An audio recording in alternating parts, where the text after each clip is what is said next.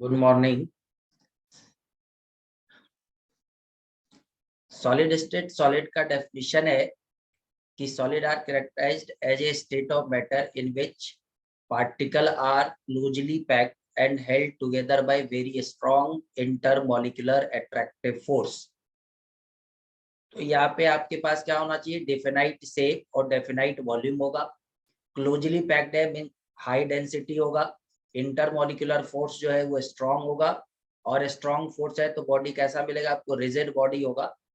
और कंप्रेसिबिलिटी और एक्सपेंसिबिलिटी very low होता है। फोर्स ऑफ अट्रैक्शन ज्यादा है, मतलब इजीली इसको आप कंप्रेस और एक्सपेंड नहीं कर सकते। और इसका डिफ्यूजन जो होता है बहुत स्लो होता है, गैस के प्रॉपर्टी के just opposite. Type of solid crystalline solid है और एमॉर्फस सॉलिड। तो क्रिस्टलाइन सॉलिड में क्या होता है आपका कि एटम आयन मॉलिक्यूल जो है वो definite pattern means regular pattern होगा और लॉन्ग डिस्टेंस तक होता है कि सेम टाइप अरेंजमेंट होगा। अब ये अरेंजमेंट ले रहे हो आप, तो ये same type arrangement long distance हो। इसका मेल्टिंग पॉइंट और बॉइलिंग पॉइंट, मेल्टिंग पॉइंट और हीट ऑफ फ्यूजन जो होता है वो फिक्स होता है। एनिसोट्रॉपिक नेचर, ये ध्यान में रखना है आपको। एनिसोट्रॉपिक का मतलब क्या होता है, different physical property in different direction. तो आप डिफरेंट डायरेक्शन लोगे ना, तो डिफरेंट डायरेक्शन में अरेंजमेंट अलग अलग मिलता है, इसलिए प्रॉपर्टी आपको डिफरेंट मिलेगा। तो मोस्ट ऑफ सॉलिड जो होता है वो क्रिस्टलाइन होता है। एमॉर्फस सॉलिड में आपके पास रेगुलर पैटर्न जो होगा वो शॉर्ट रेंज में मिलेगा। सपोज आप इस तरह ले रहे हो तो ये बहुत स्मॉल रेंज होगा जिसमें आपको पैटर्न जो है वो क्या होगा, रेगुलर मिलेगा। तो ये ध्यान में रखना है। और ये सुपर कोल्ड लिक्विड है जिसकी विस्कोसिटी क्या होती है, हाई होती है, और स्ट्रॉन्ग इंटरमॉलिक्यूलर फोर्स से क्या होता है आपका, ये होल्ड किए रहता है। तो ये ध्यान में रखना है आपको। इसका definite melting point heat of fusion नहीं रहता है, और ये आइसोट्रॉपिक होता है, मतलब आप कोई भी डायरेक्शन लोगे तो प्रॉपर्टी जो है वो फिजिकल प्रॉपर्टी सेम मिलेगा। इसका एग्जांपल ग्लास है, रबर है, प्लास्टिक है। ठीक है, सुपर कोल्ड लिक्विड, ये पॉइंट आप ध्यान रखना।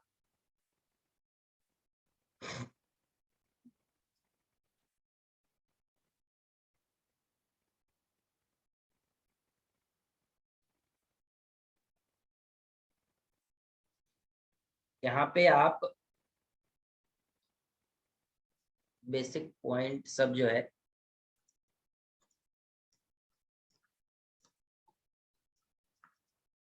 टर्म टू बी यूज, तो एक होता है primitive unit cell.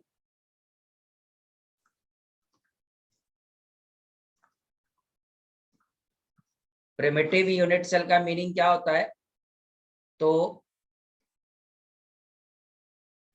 Lattice point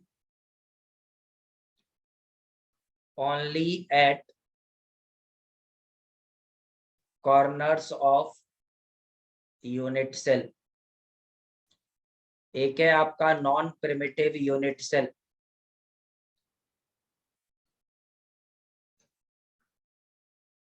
lattice point at corner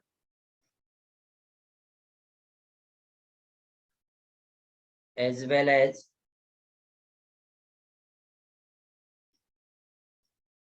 other position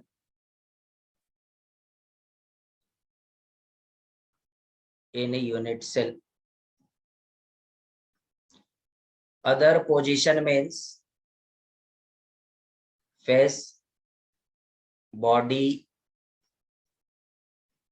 तो यहाँ पे आप पढ़ते हैं and centre, face centre, body centre. तो फेस पे मीन्स कॉर्नर पर तो है ही, और फेस पे भी आपके एटम है, बॉडी सेंटर पे है और एंड सेंटर पे है। तो इसको नॉन प्रिमिटिव में आप काउंट करते हैं। तो ये ध्यान में रखना है आप। और आप यहाँ पे एक टर्म पढ़ते हैं एलिमेंट ऑफ सिमेट्री।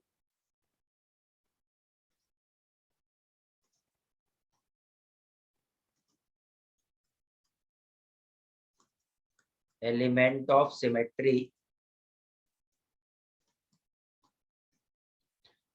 तो element of symmetry two type होता है। एक होता है आपका centre of symmetry,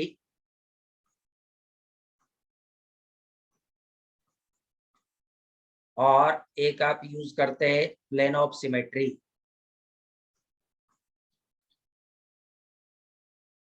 centre of symmetry जो है ये आपका सेंटर ऑफ सिमेट्री 1 ही होगा।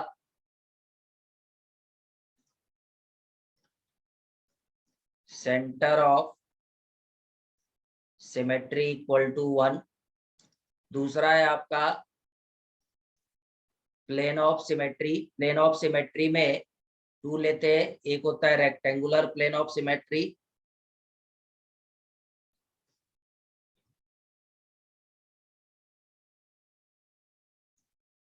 रेक्टेंगुलर प्लेन ऑफ सिमेट्री, और दूसरा जो है आपका diagonal plane of symmetry. Diagonal plane of symmetry, तो रेक्टेंगुलर प्लेन ऑफ सिमेट्री जो है आपका ये 3 होता है, और डायगोनल प्लेन ऑफ सिमेट्री जो है ये 6 मिलेगा आपको। रेक्टेंगुलर प्लेन ऑफ सिमेट्री का मीनिंग हो जाता है आपका कि आपके पास X axis, Y axis, Z axis में, तो आप ये प्लेन सेलेक्ट कर सकते हैं।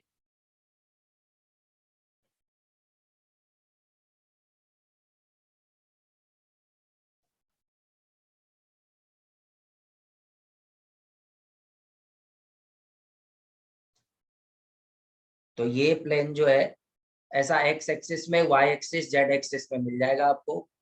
डायगोनल प्लेन ऑफ सिमेट्री लीजिएगा तो डायगोनल प्लेन ऑफ सिमेट्री में आपको ये चूज करना पड़ेगा, ये वाला पोर्शन, ये, और आप ये ले लीजिए और ये ले लीजिए। तो ये जो है ये डायगोनल प्लेन ऑफ सिमेट्री होता है। तो ऐसा 6 होता है, आपको ध्यान में रखना है।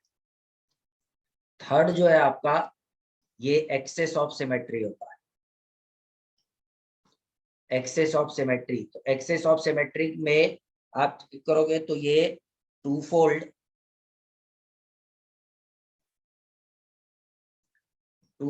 Axis of symmetry. तो two fold axis of symmetry कितना मिल जाएगा आपको, तो 6 मिलेगा। तो two fold axis of symmetry जो है ना वो 2 डायगोनली जो अपोजिट एज होता है उसके अराउंड लेना है। तो सपोज एक ये पॉइंट ले लीजिए और एक ये पॉइंट ले लीजिए। कलर चेंज कर देता हूँ। आप ये पॉइंट ले लो और ये पॉइंट ले लो। ये जो एक्सेस होगा ऐसा आप चेक करोगे ना तो 6 एक्सेस आपको मिलेगा। इसी तरह आपका 3 फोल्ड एक्सेस ऑफ सिमेट्री, तो 3 फोल्ड एक्सेस ऑफ सिमेट्री जो है ये 4 मिलेगा आपको, और ये बॉडी डायगोनल लेना है। क्यूब का आपको बॉडी डायगोनल लेना है। तो बॉडी डायगोनल आप पॉइंट जो है ये कंसीडर कर लो, एक ये पॉइंट ले लो आप और एक ये पॉइंट ले लो। तो ऐसा आप सेलेक्ट करोगे ना तो 4 मिलेगा। एक ये मिलेगा, एक ये मिल जाएगा, एक ये मिलेगा, एक ये वाला मिलेगा, तो 4 हो जाएगा। नेक्स्ट जो है आपका 4 fold axis of symmetry. 4 fold axis of symmetry, तो 4 फोल्ड एक्सिस ऑफ सिमेट्री 3 होगा। ये जो आप यूज करते हैं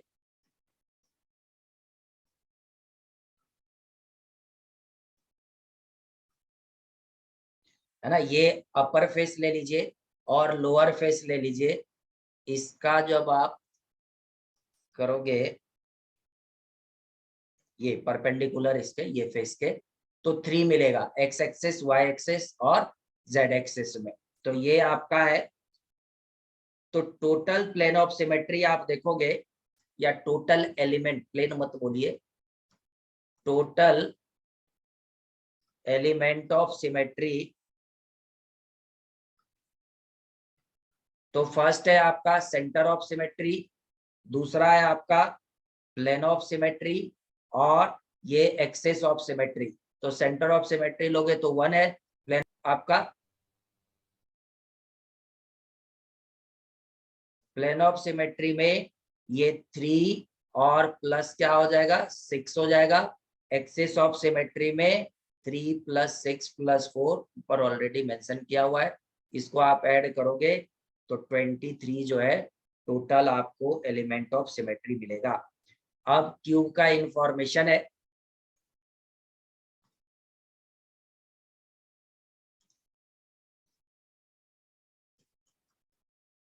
फॉर ए क्यूब क्या मिल जाएगा आपको, नंबर ऑफ कॉर्नर्स, तो कितना हो जाएगा 8, नंबर ऑफ फेसेस कितना हो जाएगा आपका 6, नंबर ऑफ एजेस, तो नंबर ऑफ एज क्या हो जाएगा 12,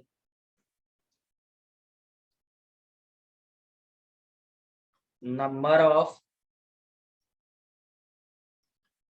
फेस सेंटर क्या हो जाएगा आपका 6, नंबर ऑफ एज सेंटर क्या हो जाएगा आपका 12, नंबर ऑफ बॉडी सेंटर तो क्या हो जाएगा आपका 1। नेक्स्ट जो है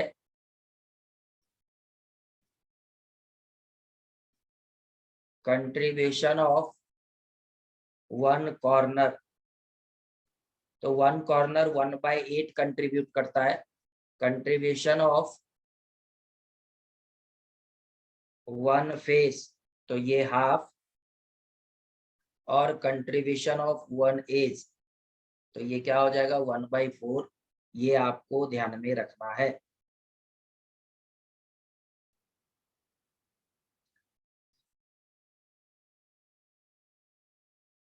ठीक है, यहां से क्रिस्टल सिस्टम है, तो यहाँ पे आपको बेसिकली कोई भी 1D स्ट्रक्चर के लिए केवल लेंथ रिक्वायर्ड होता है, 2D स्ट्रक्चर के लिए आपको 2 साइड और 1 एंगल जो है वो पता होना चाहिए। 3D स्ट्रक्चर के लिए क्या हो जाता है, तो यहाँ पे ठीक है, या में कर लेते हैं हम लोग, ओके।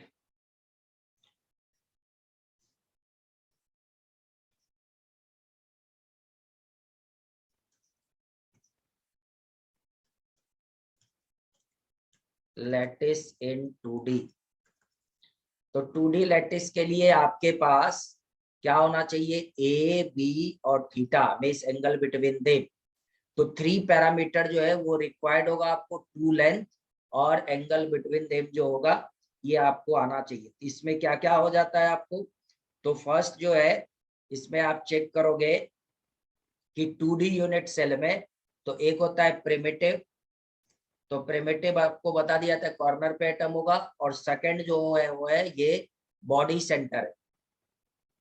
तो बॉडी सेंटर का मीनिंग क्या हो गया कि एटम कॉर्नर पे भी होगा और बॉडी सेंटर में भी होगा। तो ये आप चेक करोगे ना तो टोटल जो है 5 अरेंजमेंट आपको मिलेगा। ठीक है, तो 5 लैटिस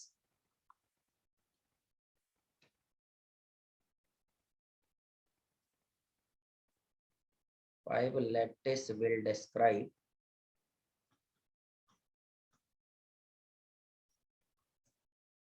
all 2D arrangement। तो पहला जो है आपको स्क्वायर लैटिस यूज करते हैं, सेकंड जो है आपका वो रेक्टेंगुलर,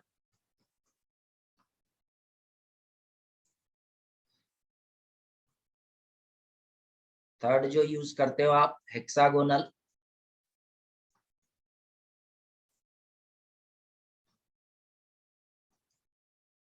और फोर्थ जो यूज करते हैं आप वो रोम्बिक,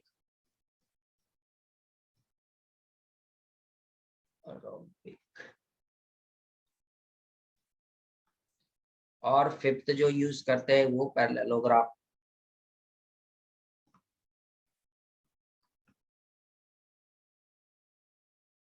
तो ये ध्यान में रखना है आपको। तो स्क्वायर में क्या हो जाएगा आपका a इक्वल टू बी और थीटा इक्वल टू क्या हो जाएगा 90, और ये a not equal to b और ये क्या हो जाएगा, थीटा इक्वल टू 90। हेक्सागोनल में a इक्वल टू बी हो जाएगा, थीटा इक्वल टू 60 और 120। रोम्बिक में यूज करते हैं आप, तो a इक्वल टू बी और theta equal to not equal to 60, 90, 120। Parallelogram a not equal to b, theta not equal to 90। तो ये 5 लैटिस है, ये 2D लैटिस होता है। ऐसे ही आप जाओगे तो 3D लैटिस हो जाएगा।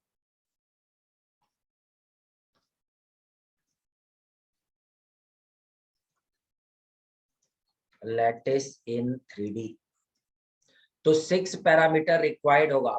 तो 6 पैरामीटर क्या हो जाएगा, ए बी सी और angle between them, alpha beta gamma. तो 6 पैरामीटर जो है किसी भी 3D लैटिस को एक्सप्लेन करने के लिए आपको रिक्वायर्ड होगा। ठीक है, तो यहाँ पे क्या क्या आपके पास होना चाहिए, तो 3D में प्रिमिटिव होता है। आप सेकंड लोगे तो बॉडी सेंटर होगा, थर्ड जो है ये फेस सेंटर है, फोर्थ जो है ये एंड सेंटर होता है। तो यहाँ प्रिमिटिव में एटम क्या होगा, कॉर्नर।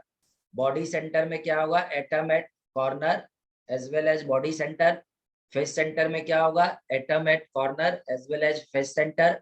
एंड सेंटर में टू अपोजिट फेस यूज करते हैं। तो कहाँ होता है आपको, कॉर्नर प्लस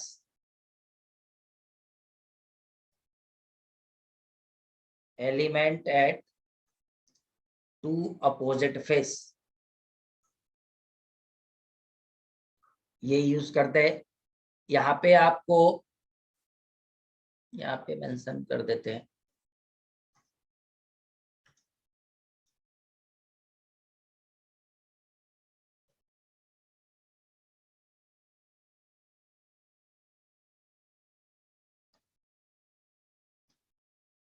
तो कंट्रीब्यूशन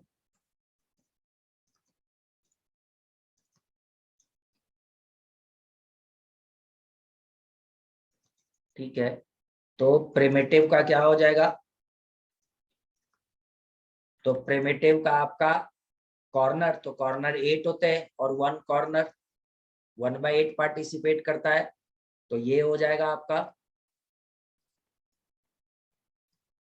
बॉडी सेंटर, कॉर्नर पर तो होगा ही और 1 आपका बॉडी सेंटर में होगा, तो टोटल ये 2 हो गया। फेस सेंटर तो कॉर्नर पर तो होगा और फेस 6, और फेस कितना पार्टिसिपेट करता है, 1/2।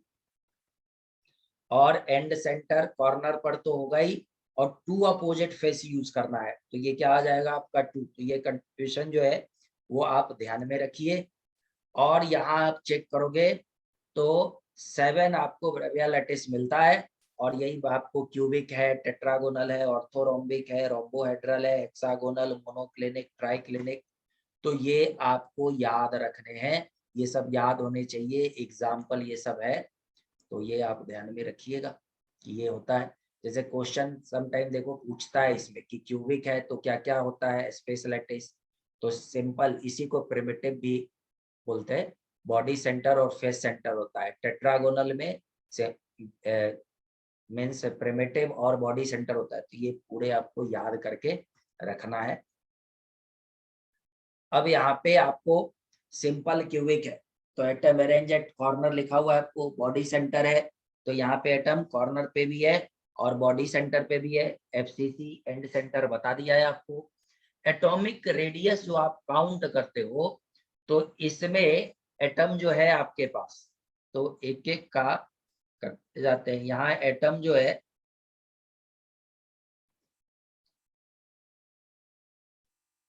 तो ये आप चेक करोगे ना तो ऐसे मिलेगा, एटम का अरेंजमेंट ऐसा मिलेगा आपके पास। तो ये रिलेशन क्या हो जाएगा, ये आर है, ये आर है, और एज लेंथ जो है ये ए है, तो रिलेशन ए इक्वल टू क्या हो जाएगा, 2r आ जाएगा आपका। तो ये ध्यान में रखिए। ऐसे ही आप ये रिलेशन पे जाओगे तो यहाँ पे आपको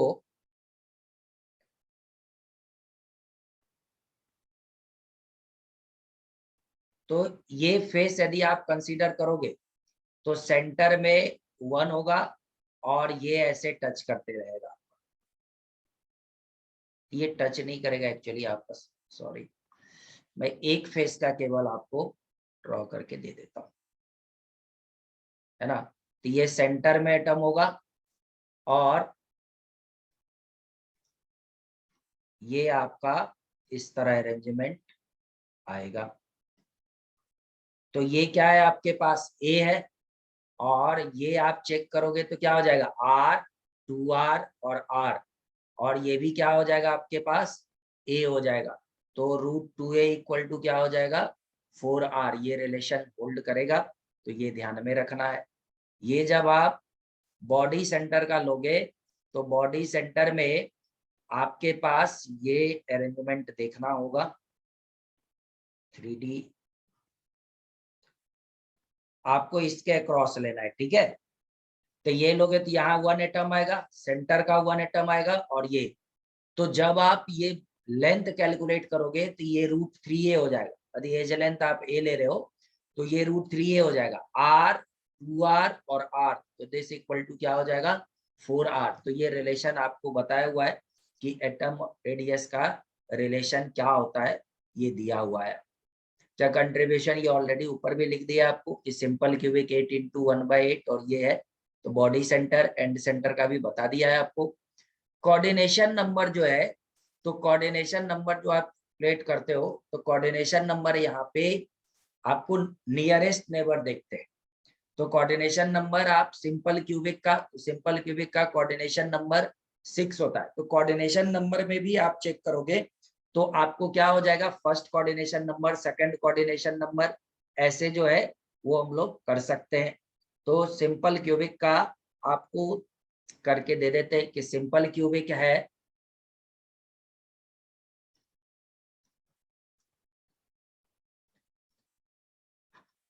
तो इसका फर्स्ट कोऑर्डिनेशन नंबर या टाइप ऑफ नेबर लिख देते हैं।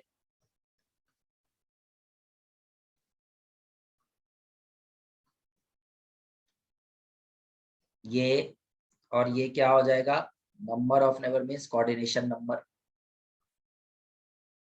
और डिस्टेंस।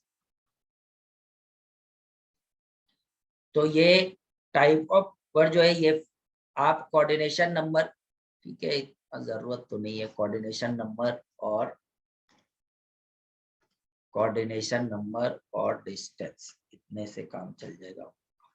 कोऑर्डिनेशन नंबर जो है तो फर्स्ट कोऑर्डिनेशन नंबर मतलब नियरेस्ट बोलते हैं इसको, नियरेस्ट नेबर ऐसे भी बोला जाता है। ये डिस्टेंस जो है ना वो आप ध्यान रखना। ये अब आप ये मत कि √1a लिखने का क्या मतलब, क्योंकि आगे आपको सिमेट्रिकली मिलता है। यदि आप सेकंड लोगे तो इसको बोलते हैं नेक्स्ट नियरेस्ट, तो ये √2a डिस्टेंस पे होता है। यदि आप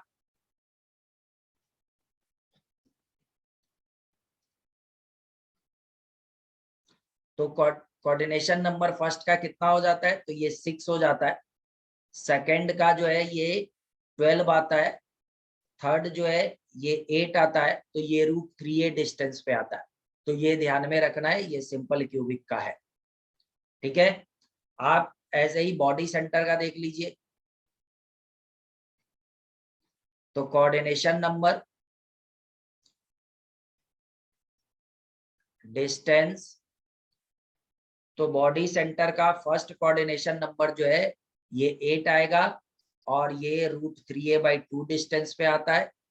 सेकंड कोऑर्डिनेशन नंबर 6 होगा और ये a डिस्टेंस पे होगा। थर्ड कोऑर्डिनेशन नंबर 12 होगा और ये √2a डिस्टेंस पे होगा।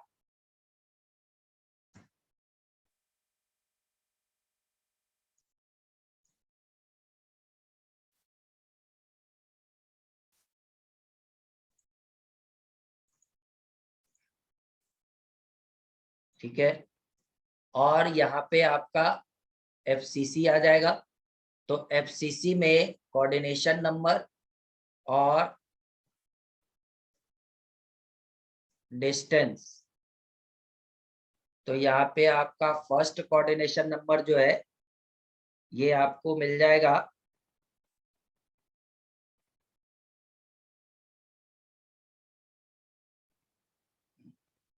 12 है ना, और ये डिस्टेंस 1/2a हो जाएगा।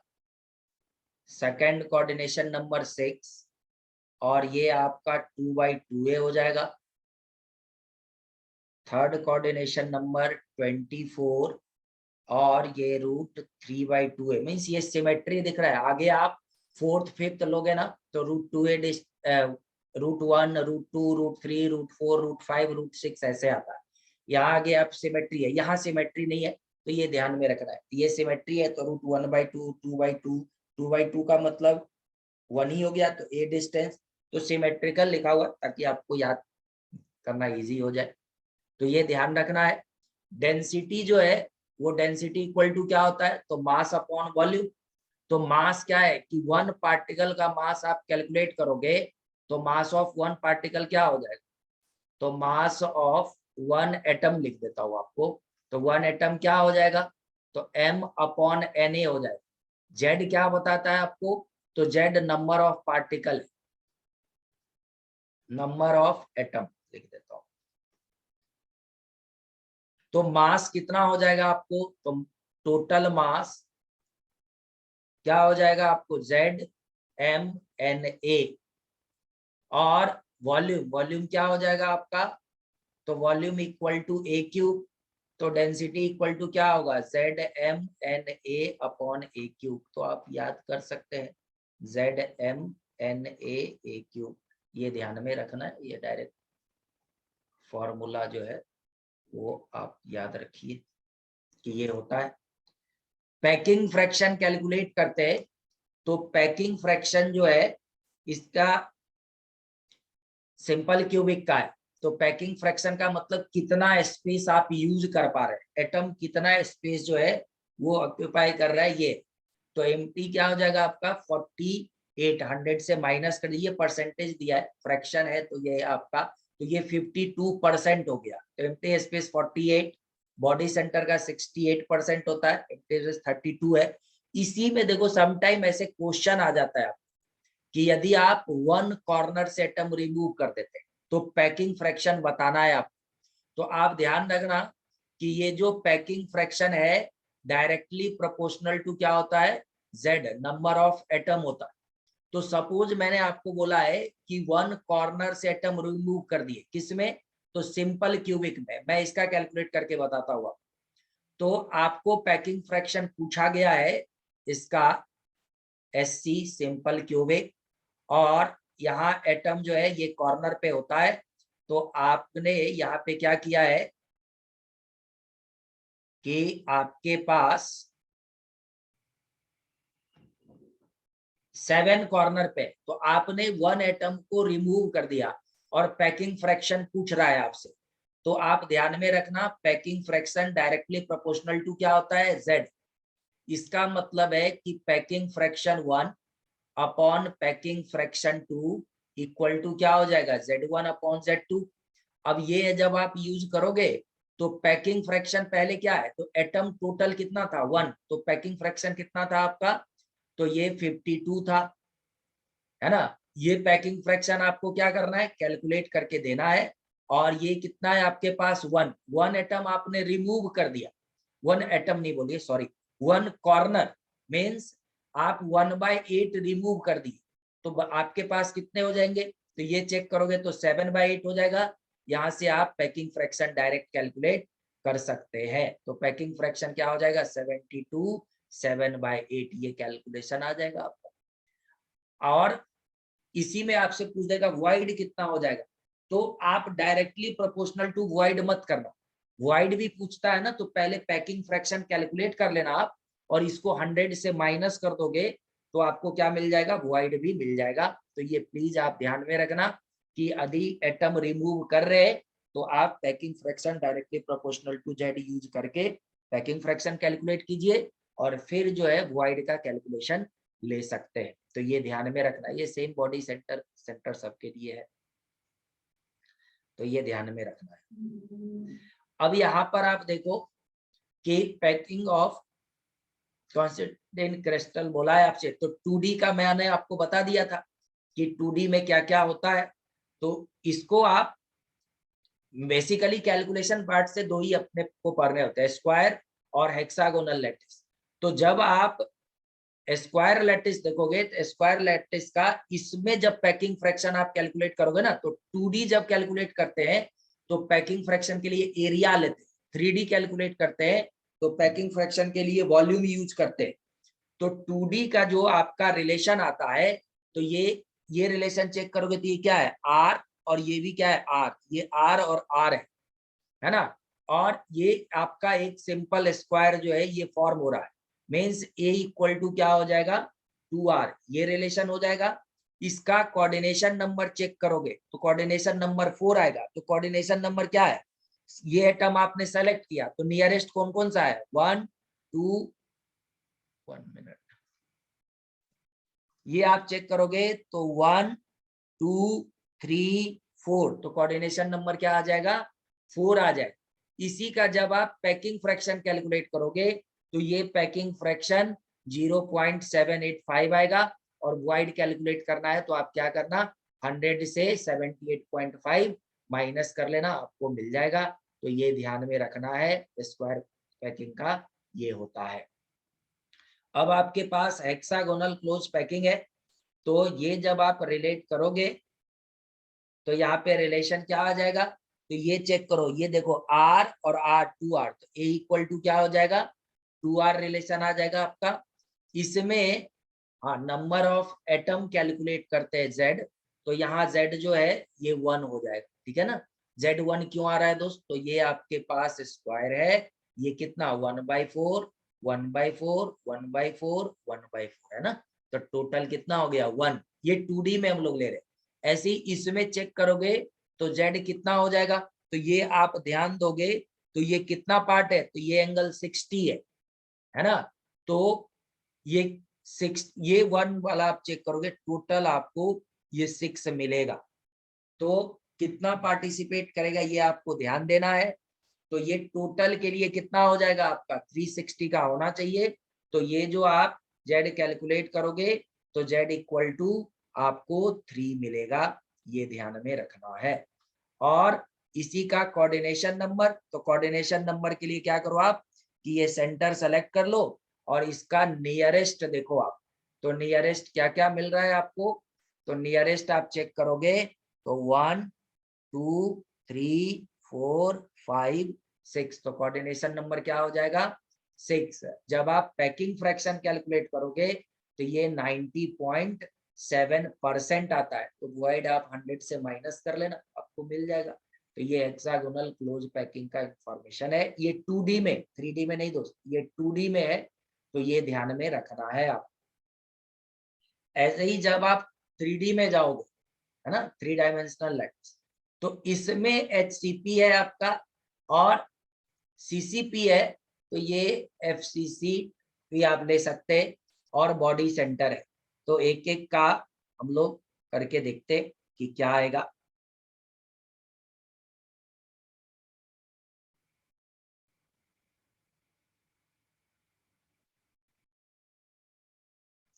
ठीक है, तो ये कैलकुलेशन जो है वो करते हैं हम लोग। चलिए, तो यहाँ पर एक काम करते हैं हम लोग कि ये लैटिस तो ऑलरेडी फॉर्म है HCP, मैं बेस वाला जो है ये ड्रॉ करके देता हूँ। यहाँ ये चीज दिख रहा होगा आपको, है ना, ये एक बेस में केवल ड्रॉ कर देता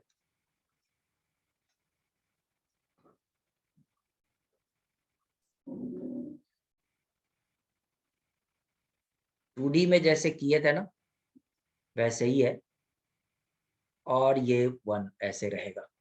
अब जो सेकंड लेयर आप लाते हो ना, सेकंड लेयर ये जो वॉइड है अल्टरनेट वॉइड में रखते हैं, ये जो 3 एटम है ना 1 2 3, तो ये सेकंड लेयर के वॉइड में रखा जाता है, अल्टरनेट वॉइड है, तो अल्टरनेट आपको यूज करना है।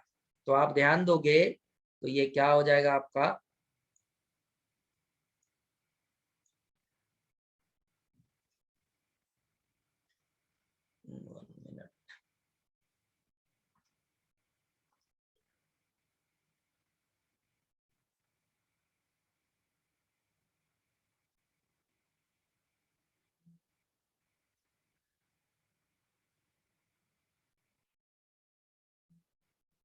ये तो ऑल्टरनेट वॉइड जो आपको यूज करना है,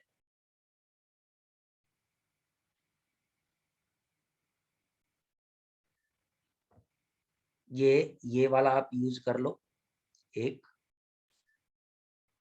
ये टच करते रहेगा दोस्त, और ये तीन आपस में टच करे, ठीक है ना, इस तरह रहेगा। तो ऑल्टरनेट वॉइड आप यूज करो। देखो ये यूज किए, ये नहीं यूज कर रहे, फिर ये नहीं यूज कर रहे, ऑल्टरनेट वॉइड यूज करते हैं। यही तीन आपको देखोगे ना, तो ये दिखाया हुआ। तो जब आप इसका हाइट लेते, इसको हम लोग इधर शिफ्ट कर देते हैं।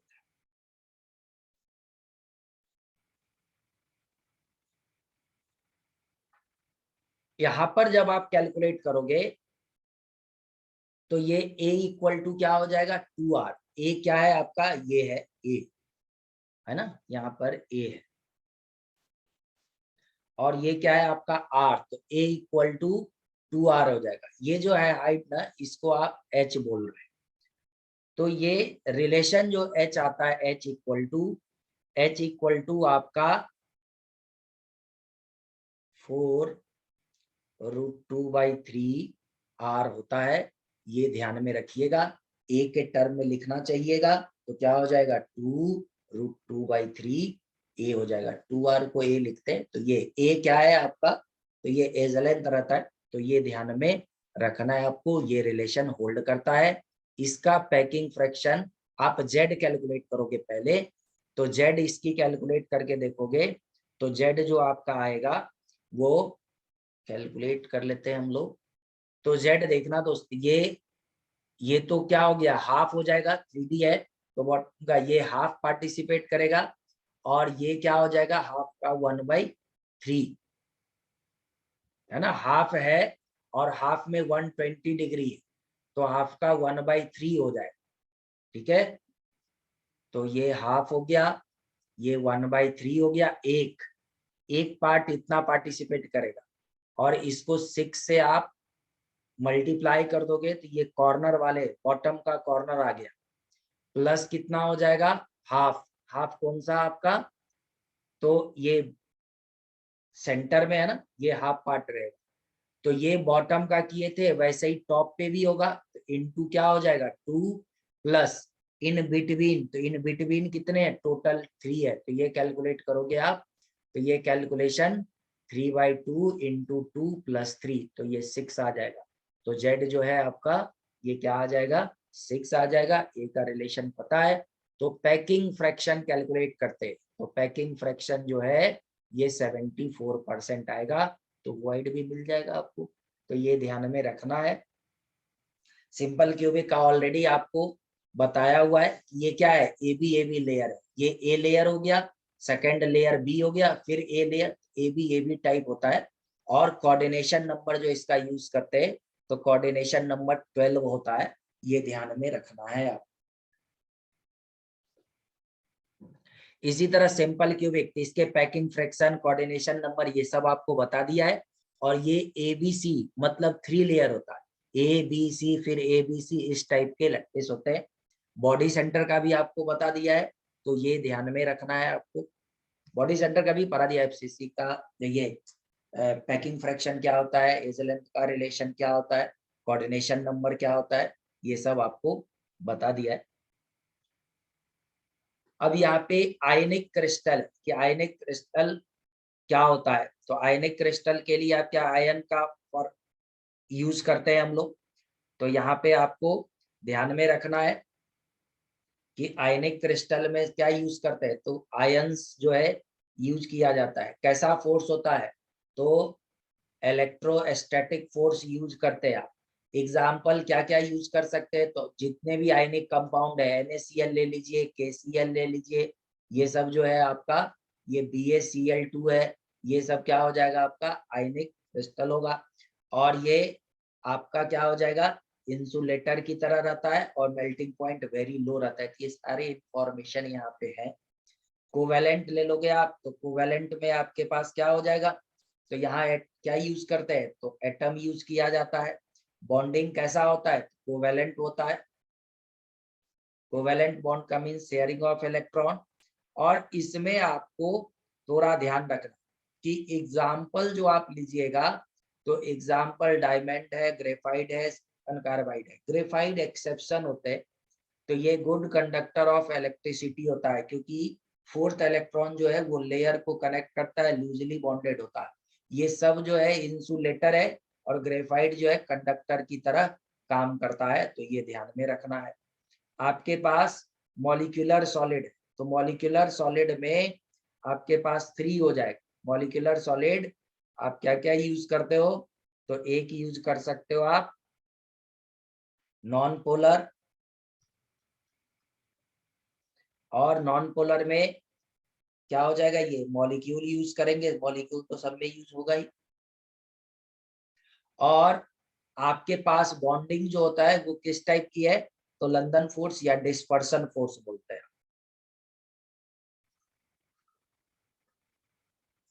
डिस्पर्सन फोर्स यूज किया जाता है। फिजिकल प्रॉपर्टी क्या होगा, तो सॉफ्ट होगा, और ये इंसुलेटर की तरह बिहेव करता है, और मेल्टिंग पॉइंट वेरी लो होता है। ये सब इंफॉर्मेशन यहाँ होगा।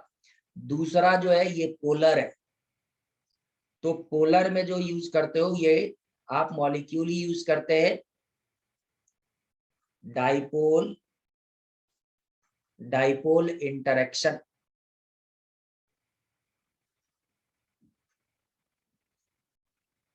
ये ध्यान में रखना है। तो यहाँ पे क्या हो जाएगा आपको, तो एग्जाम्पल जो इसका यूज कर सकते हैं आप, CCl4 यूज कर लीजिए। इसके एग्जाम्पल जो है वो आप HCl यूज कर सकते हैं। थर्ड जो है आपका वो हाइड्रोजन बॉन्डिंग है, तो यहाँ भी मॉलिक्यूल हो जाएगा, और ये H बॉन्डिंग, और ये H2O यूज करते हैं, आइस जो है इसमें, ये ध्यान में रखना है। और ये सब इंसुलेटर ही होता है, मेल्टिंग पॉइंट लो होता है। केवल आप ध्यान रखना हाइड्रोजन बॉन्डिंग जो होता है ना, फिजिकल प्रॉपर्टी, तो ये सब सॉफ्ट होता है, और ये क्या होता है आपका, हार्ड होता है। ये ध्यान में रखना है। मेटालिक सॉलिड, तो मेटालिक सॉलिड में बॉन्डिंग जो होगा वो मेटालिक बॉन्डिंग रहेगा, है ना। और ये क्या होगा, हार्ड और वेलिएबल और प्रॉपर्टी होता है। कंडक्टर सॉलिड स्टेट में जो है वो आपका कंडक्टर रहेगा, और मोल्टेन स्टेट में भी ये कंडक्टर की तरह बिहेव करता है, तो ये ध्यान में रखना है। और ये है limiting radius ratio and packing in ionic solid. तो टेट्राहेड्रल वॉइड, टेट्राहेड्रल वॉइड 3 जो एटम है ये क्लोज रहेगा, इसके डिप्रेशन में 4th एटम जो रखिएगा, तो जो आपका फ्री स्पेस, ये 4 के बीच में जो फ्री स्पेस मिलेगा उसको टेट्राहेड्रल वॉइड बोलते हैं। और टेट्राहेड्रल वॉइड क्या होता है कि कोई भी आप क्यूब लोगे तो उसके कॉर्नर पे टेट्राहेड्रल वॉइड मिलेगा। FCC यदि आप लेते हो, FCC लेते हैं, तो इसका क्या हो जाएगा ना, ये 3 फेस जो है, तो ये 3 फेस एडजेसेंट लीजिए, तो ये 3 फेस सेंटर वाला क्या करेगा, ये इस तरह बॉटम पे जो है ना ये टच करते रहे 3 फेस, और ये कॉर्नर वाला जो है ये इसके डिप्रेशन में रहता है। तो एवरी कॉर्नर पे आपको टेट्राहेड्रल वॉइड, इसलिए लिखा हुआ है नंबर ऑफ टेट्राहेड्रल वॉइड इन पर FCC यूनिट सेल। तो कितने कॉर्नर होते हैं, 8। तो 8 जो है FCC में टेट्राहेड्रल वॉइड होता है। ऑक्टाहेड्रल वॉइड जो मिलता है आपको बॉडी सेंटर में और एज सेंटर में मिलता है। ये बॉडी सेंटर है और ये एज सेंटर का बताया हुआ है, तो ये आपको ध्यान में रखना है कि बॉडी सेंटर और एज सेंटर पे ऑक्टाहेड्रल वॉइड मिलता है। जितना नंबर ऑफ एटम होता है उतने ही आपका ऑक्टाहेड्रल वॉइड होता है। तो नंबर ऑफ एटम n है, तो टेट्राहेड्रल वॉइड कितना होगा, टेट्राहेड्रल वॉइड 2n हो जाएगा, और ऑक्टाहेड्रल वॉइड जो है ये क्या हो जाएगा आपका, n हो जाएगा। ये ध्यान में रखना है। तो FCC में नंबर ऑफ एटम क्या होता है, 4। तो इसमें टेट्राहेड्रल वॉइड कितना हो जाएगा, 8, और ऑक्टाहेड्रल वॉइड कितना हो जाएगा, 4। ये ध्यान में रखिए। रेडियस रेशियो क्या होता है, तो रेडियस रेशियो जो है वो R+ और R-। तो ये आप देखिए ये 3 एटम है, और ये सेंटर है, ये सेंटर नहीं, मीन्स है ये वाइड जो बना है, तो कैटायन का साइज स्मॉल होता है, तो स्मॉल स्पेस मीन्स वॉइड में जाएगा, तो ये रेशियो कैलकुलेट करना है, R plus upon R minus जो है ये कैलकुलेशन लेना है आपको। तो ये ट्राइगोनल का रेशियो क्या होता है ना, टेट्राहेड्रल का क्या होता है, तो ये सब जो है ये कैलकुलेशन है, आपको ये ध्यान में रखना है। R plus R minus √3a/4 ये NaCl स्ट्रक्चर पे आपको बता भी देंगे कि कैसे है। तो ये अभी आप याद रखिए कि कैटायन और एनायन का क्या हो जाएगा, √3a/4 हो जाएगा relation. R plus R minus calculate करोगे तो 0.225 आ जाएगा आपको। तो ये ऑक्टाहेड्रल का कैलकुलेट करोगे तो ये रिलेशन आ जाएगा आपको, है ना। बॉडी सेंटर का कैलकुलेट करोगे तो ये ऑलरेडी यहाँ है कि रेंज क्या होता है। Limiting radius ratio 0.115, R plus R minus का कम है, कोऑर्डिनेशन नंबर 2 से क्या हो जाएगा, लीनियर होगा। 0.155 से 0.225 लोगे आप, कोऑर्डिनेशन नंबर 3 और ट्रेंगल हो जाएगा, ट्रेंगल रहेगा, टेट्राहेड्रल, स्क्वायर प्लेट। तो ये आपको याद रखना है। अब अपने को ये ध्यान में रखना है कि NaCl स्ट्रक्चर कैसा होता है ना। तो अभी आपको पता चल गया है कि बॉडी सेंटर क्या होता है, फेस सेंटर क्या होता है, कॉर्नर क्या होता है। तो यहाँ से हम लोग कर सकते हैं। तो क्या बोला है कि Cl माइनस आयन इन CCP मतलब FCC। तो FCC मीन्स सेंटर और कॉर्नर और फेस सेंटर पे क्या हो जाएगा आपका, Cl माइनस का अरेंजमेंट होगा। और जितने भी ऑक्टाहेड्रल वॉइड होंगे उसमें क्या हो जाएगा आपका, Na प्लस होगा। तो ऑक्टाहेड्रल वॉइड कहाँ होता है आपका, एज सेंटर पे होता है, और आपका बॉडी सेंटर पे ऑक्टाहेड्रल वॉइड होता है। तो ये कैलकुलेट जो है वो आप कर सकते हैं।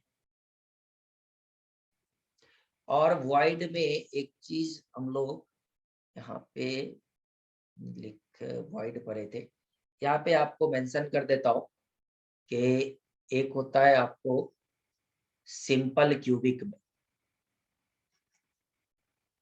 ये तो FCC में पढ़े आप। सिंपल क्यूबिक में क्यूबिकल वॉइड होता है,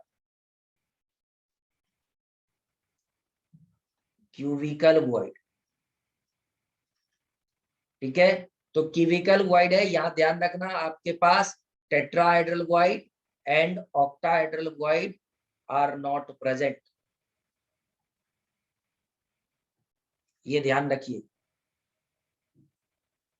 और BCC में सिमेट्रिकल वॉइड होता ही नहीं,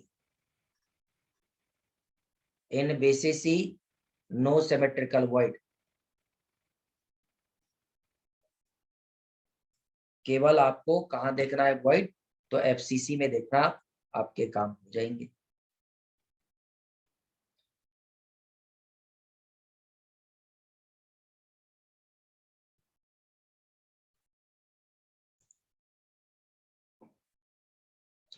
और यहाँ से ये था, तो आपको बताया था कि NaCl माइनस जो है FCC पे होगा, और Na प्लस जो है वो ऑक्टाहेड्रल वॉइड में आपका रहेगा।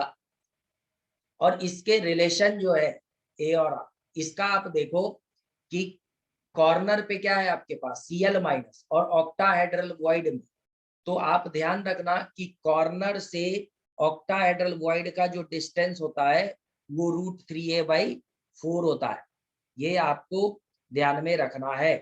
तो इसका जो NaCl का है, इसका पॉइंट वाइज लिख लोगे तो आपको पता चल जाएगा Cl माइनस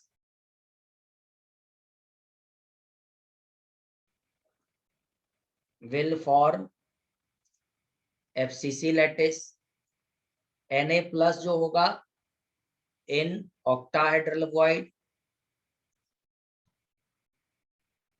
आप कैलकुलेट करोगे तो number of Cl minus per unit cell क्या आ जाएगा आपका, तो 4 हो जाएगा।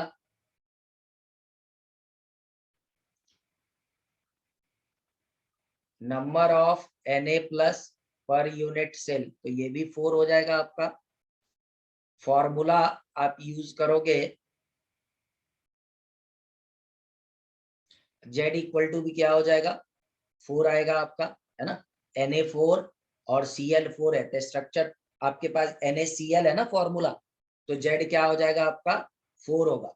यहाँ पे आप एक चीज और ध्यान रखना कि कोऑर्डिनेशन नंबर ऑफ Na+ ये भी 6 आएगा, कोऑर्डिनेशन नंबर ऑफ Cl- ये भी 6 आ जाएगा आपका। और इसमें आपको ये रिलेशन जो है R Na+ और RCl-, तो ये आप ध्यान दो, ये आप ऑक्टाहेड्रल वॉइड में ले रहे थे ना, ऑक्टाहेड्रल वॉइड यहाँ है, तो ये क्या हो जाएगा आपका 2Na+ और ये 2Cl-, तो ये जब 2 टाइम्स ये यूज करोगे तो रिलेशन ये आएगा, ये ध्यान में रखना है। टेट्राहेड्रल में √3a/4 होता है, ये ऑक्टाहेड्रल में है, तो ये रिलेशन आपको होल्ड करना है, ये ध्यान में रखना है। इसी तरह आप ZnS स्ट्रक्चर का लिखोगे तो ZnS स्ट्रक्चर में आपके पास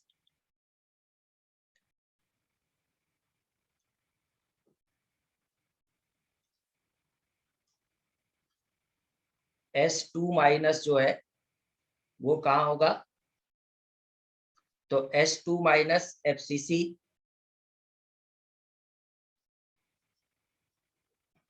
एट FCC। अब Zn2+ आप लोगे इन alternate tetrahedral void. Alternate tetrahedral void जो होता है तो आपको हाफ का मीनिंग नहीं लेता है। ऑल्टरनेट का मतलब होता है कि एक टेट्राहेड्रल वॉइड है, इसके एडजेसेंट और के रिमेनिंग आपको यूज करने होते हैं। तो जब आप फॉर्मूला लिखते हैं तो half into total tetrahedral void ऐसे ले सकते हैं। तो ये क्या हो जाएगा, नंबर ऑफ S2-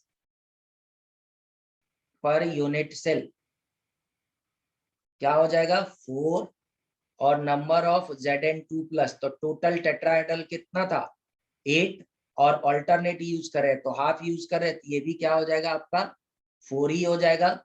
और कोऑर्डिनेशन नंबर आप यूज करोगे, कोऑर्डिनेशन नंबर ऑफ Zn2+, तो ये भी 4 आएगा आपका।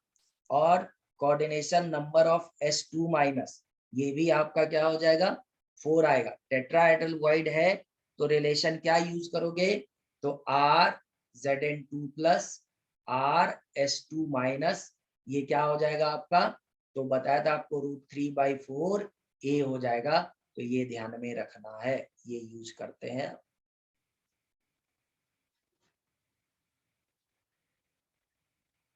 ऐसे ही आप CaCsCl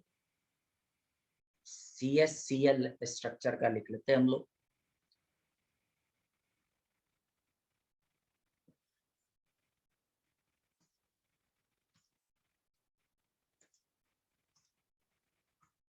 CsCl, तो CsCl स्ट्रक्चर जब आप लिखोगे तो Cl- जो है वो सिंपल क्यूबिक लैटिस पे होगा।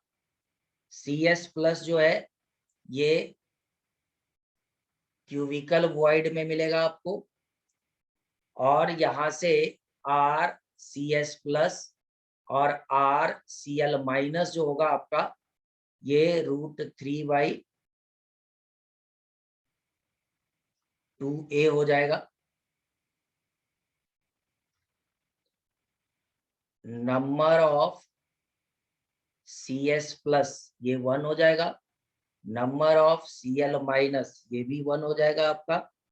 कोऑर्डिनेशन नंबर ऑफ Cs+ के सराउंडिंग में 8, और कोऑर्डिनेशन नंबर ऑफ Cl- ये भी क्या हो जाएगा आपका 8 होगा।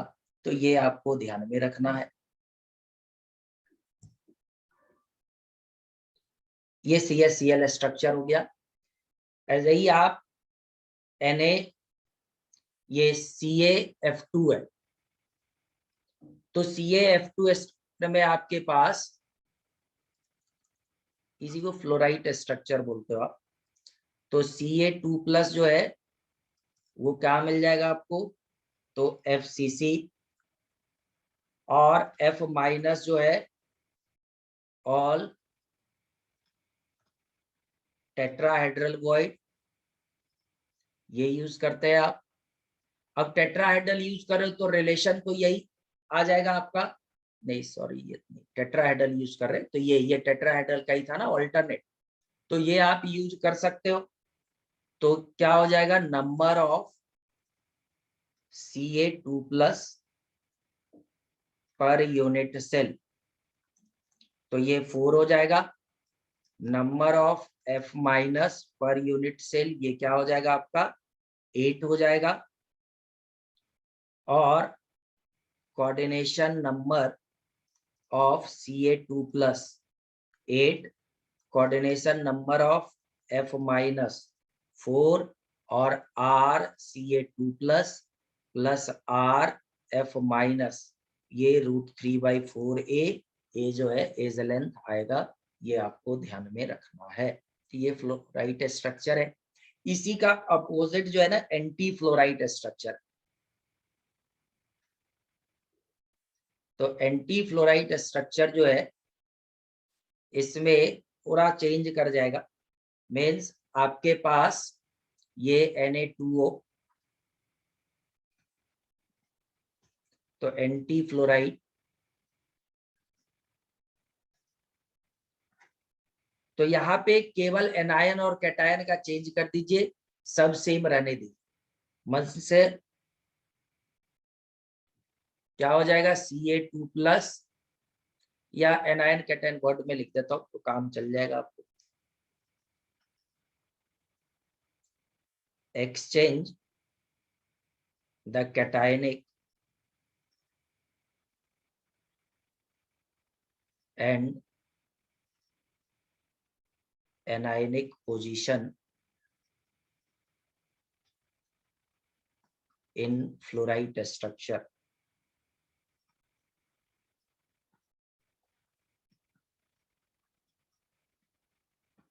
बस यहाँ पे आपको क्या करना है कि Ca2+ जो है इसको रिप्लेस कर देना आप O2- से, और F- जो है इसको रिप्लेस कर देना आप Na+ से। सब सेम ही रिलेशन आएगा और यहाँ पे आप जन कर लेना, काम हो जाएगा।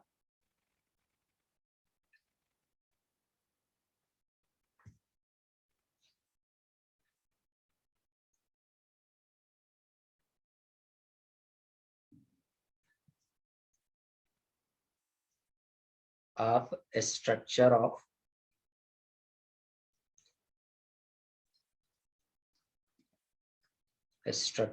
डायमंड,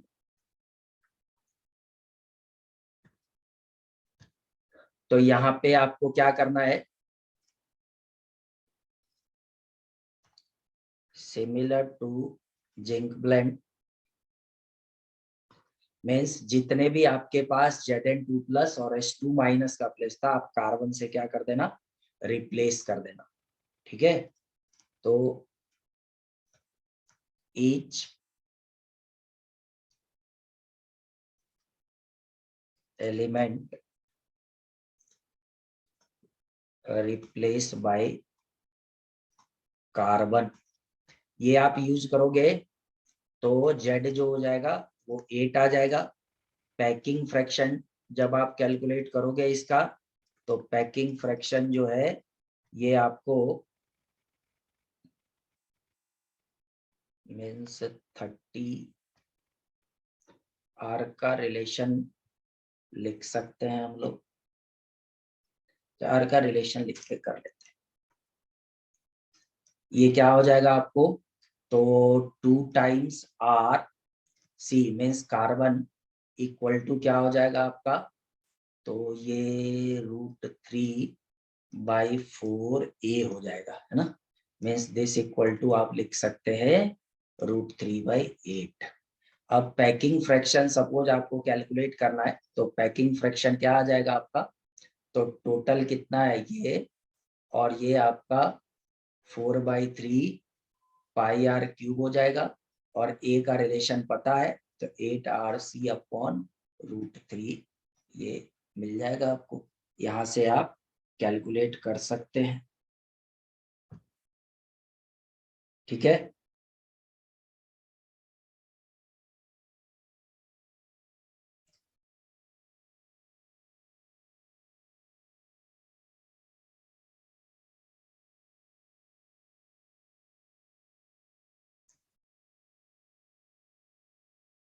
चलिए ये हो गया, ये ऑलमोस्ट आई थिंक 0.34 के अराउंड कुछ आएगा आपका,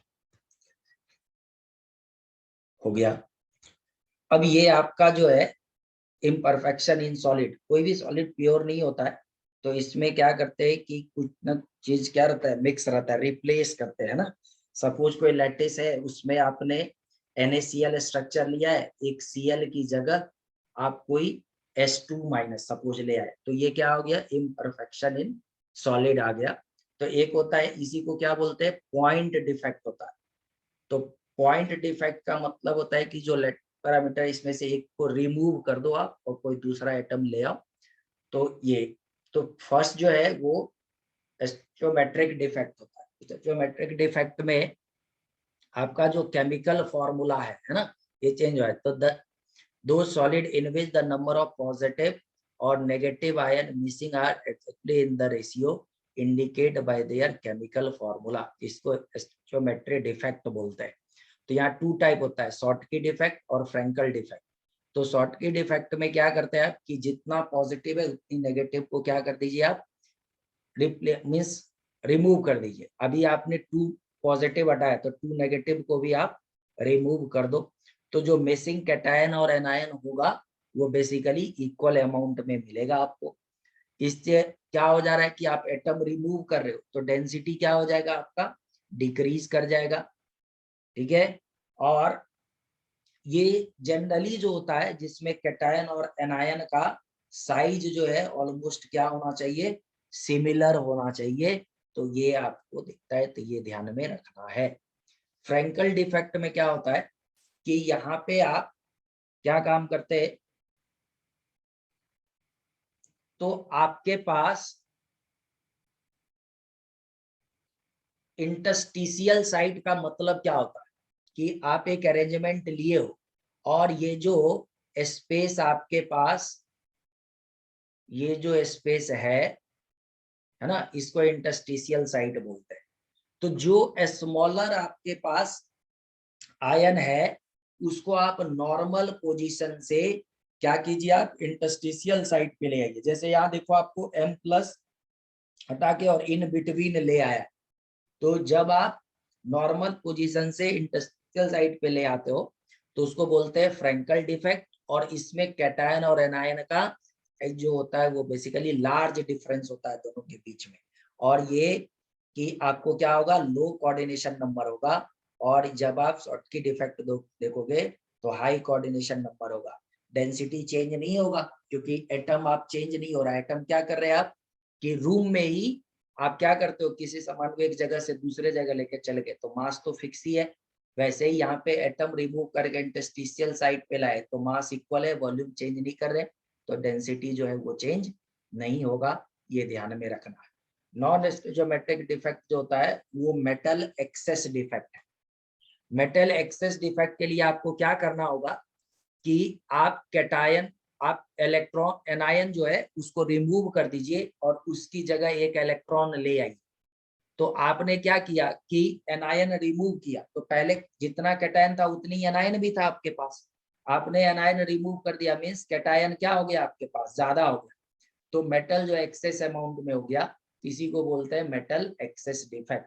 तो ये बोला excess of sodium in NaCl makes a crystal yellow, तो ये इसी को क्या बोला जाता है। तो जब आप एनायन रिमूव करके इलेक्ट्रॉन लाते हैं, इसी को एफ सेंटर बोलते हैं, जो कलर के लिए क्या होता है, रेस्पॉन्सिबल होता है। तो ये ध्यान में रखना है। और आप एटम रिमूव कर रहे हो तो डेंसिटी क्या हो जाएगा, डिक्रीज कर जाएगा, ये ध्यान में रखना है आप। ये है metal excess defect due to interstitial cation. तो आप क्या करते हैं ना कि आपके पास लैटिस है, इसमें आप एक कैटायन और एक इलेक्ट्रॉन ले आते, तो इलेक्ट्रिकली न्यूट्रल हो गया। लेकिन आपके पास मेटल एक्स्ट्रा हो गया, एनायन की जगह इलेक्ट्रॉन है, तो एनायन का काउंटिंग क्या हो जाएगा, कम हो जाएगा, और मेटल का काउंटिंग इंक्रीज हो जाएगा। तो metal excess defect due to interstitial cation ये यूज करते हैं, तो ये भी ध्यान में रखना है आप। अब होता है metal deficiency defect due to cationic vacancy. तो इसके लिए क्या करते हैं ना, आपकी लोअर ऑक्सीडेशन नंबर को हायर ऑक्सीडेशन नंबर से रिप्लेस कर दीजिए। तो सपोज आपको FeO है तो आपके पास केवल क्या है Fe2+ और O2 माइनस। मैंने क्या किया कि Fe2+ को इसको रिप्लेस कर रहे हैं किससे Fe3+ से। और इसका मतलब है कि आप 3 Fe2+ रिमूव करोगे तो 6 जो है पॉजिटिव रिमूव होगा और आप 2 Fe3+ लाओगे तो वैकेंसी एक हो गया ना। आपने रिमूव 3 किया और इलेक्ट्रिकली न्यूट्रल बनाने के लिए आपको 2 ही Fe3+ लाना पड़ा। इसका मीनिंग ये क्या हो गया आपका कि यहाँ पे मेटल का क्या गया डिफिशियंसी आ गया, कम हो गया। तो इसी को बोलते हैं मेटल डिफिशियंसी डिफेक्ट। तो लोअर ऑक्सीडेशन नंबर जो है उसको आप हायर ऑक्सीडेशन नंबर से रिप्लेस कीजिएगा तो मिल जाएगा आपको। दूसरा होता है मैग्नेटिक प्रॉपर्टी जो है वो आप डाईमैग्नेटिक। तो डाईमैग्नेटिक में क्या होना चाहिए आपके पास, तो ये यहाँ पे अनपेयर्ड इलेक्ट्रॉन नहीं मिलेगा, सारे पेयर्ड मिलेंगे। और ये क्या होता है आपको रिपेल करता है, रिपेल्ड बाय क्या है मैग्नेटिक फील्ड। पैरामैग्नेटिक में क्या हो जाएगा आपको अनपेयर्ड इलेक्ट्रॉन मिलेगा और ये मैग्नेटिक को क्या करता है अट्रैक्ट करेगा, या मैग्नेटिक फील्ड में अट्रैक्ट होगा। ये ध्यान में रखना है आप। और यहाँ एक चीज ध्यान रखिएगा कि डाइपोल टू ओरिएंटेशन देम से parallel to the direction of field. Dipole जो होगा उसी डायरेक्शन में अलाइन हो जाएगा जिस डायरेक्शन में आपका मैग्नेटिक फील्ड है। तो ये ध्यान में रखना है आप। अब ये क्या है कि जब तक आप मैग्नेटिक फील्ड अप्लाई किए हो तब तक तो उसमें आपको मैग्नेटिक प्रॉपर्टी मिलेगा। जैसे ही मैग्नेटिक फील्ड आप रिमूव कर दोगे तो इसका मैग्नेटिक कैरेक्टर भी क्या हो जाता है खत्म हो जाता है, लूज कर देता है। इसी तरह आपका ये क्या है फेरोमैग्नेटिक मटेरियल है तो ये परमानेंट मैग्नेटिज्म शो करता है। इवन आप मैग्नेटिक फील्ड रिमूव कर दोगे तो भी ये क्या होगा आपका मैग्नेटिक प्रॉपर्टी शो करेगा। तो ये क्या हो जाता है जैसे इसमें बताया था आपको, इसमें अलाइनमेंट क्या होगा जिस डायरेक्शन में आपका मैग्नेटिक फील्ड है उसी डायरेक्शन में डाइपोल जो है वो अरेंज हो जाएगा। यहाँ पे भी क्या हो जाता है कि सेम डायरेक्शन में है ना, magnetic dipole in the same direction में ये भी अलाइन हो जाता है। ये ध्यान रखिए, ये एक पॉइंट आप ध्यान रखें।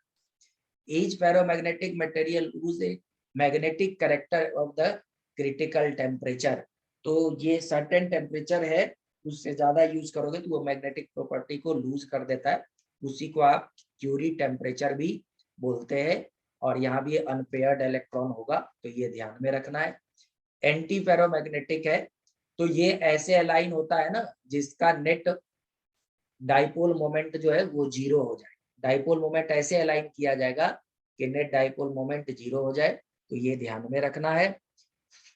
फेरी मैग्नेटिक है तो फेरी मैग्नेटिक है ये क्या होता है dipole are oriented in parallel और anti parallel direction in unequal number. Means 3 यदि इस डायरेक्शन में है तो 2 जो है इस डायरेक्शन अनइक्वल नंबर में पैरेलल और एंटी पैरेलल हो जाए तो इसी को क्या बोलते हैं आप, तो कुछ ना कुछ क्या होगा इसके कुछ ना कुछ डाइपोल मोमेंट तो मिलेंगे। इफेक्टिव चेक करोगे तो इस डायरेक्शन में मिलेगा। तो so that there is a net magnetic moment में कुछ ना कुछ मैग्नेटिक मोमेंट आपको मिलेगा इसका। तो ये एग्जांपल हो जाता है, इसको ध्यान में रखना है। अब डाइइलेक्ट्रिक प्रॉपर्टी है तो ये पीजियो इलेक्ट्रिसिटी है। तो ये पोलर क्रिस्टली सब्जेक्ट मैग्नेटिकल स्ट्रेस जब फोर्स अप्लाई करते हो आप तो इलेक्ट्रिसिटी क्या करता है प्रोड्यूस। सपोज ये है और यहाँ फोर्स आपने अप्लाई किया और इससे ये स्ट्रक्चर आ गया आपका अभी। तो ये इलेक्ट्रॉन का मूवमेंट यहाँ से यहाँ हो गया ना आपका। तो ये इलेक्ट्रिसिटी स्मॉल अमाउंट प्रोड्यूस करता है। तो इलेक्ट्रिसिटी इज प्रोड्यूस आपको लिखा हुआ है। The electricity so produce is called piezo electricity और प्रेशर इलेक्ट्रिसिटी भी बोलते हैं। तो इसका ध्यान में रखना है आपको। तो ये स्ट्रेस मतलब फोर्स अप्लाई करके आप मूवमेंट इलेक्ट्रॉन का कर सकते हैं। पायरो इलेक्ट्रिसिटी है, these are some piezoelectric material which produce a small electric current when heat। जब आप हीट करते हो वो तो इलेक्ट्रिक करंट जो है वो प्रोवाइड करता है प्रोड्यूस करता है, उसी को पायरो इलेक्ट्रिसिटी बोलते हैं। और फेरो इलेक्ट्रिसिटी होता है कि पीजियो इलेक्ट्रिक क्रिस्टल है और डाइपोल को क्या करना है आपको परमानेंटली अलाइन। तो dipole are permanently oriented even the absence of electric field. Electric field नहीं है, फिर भी वो क्या रहता है, पर्टिकुलर डायरेक्शन में आपको मिल जाएगा, तो इसको बोलते हो आप, तो ये ध्यान में रखना है। और एंटीफेरो का मतलब डाइपोल एक दूसरे को क्या कर देगा, कैंसिल कर देगा, तो ये ध्यान में रखिए। Thank you.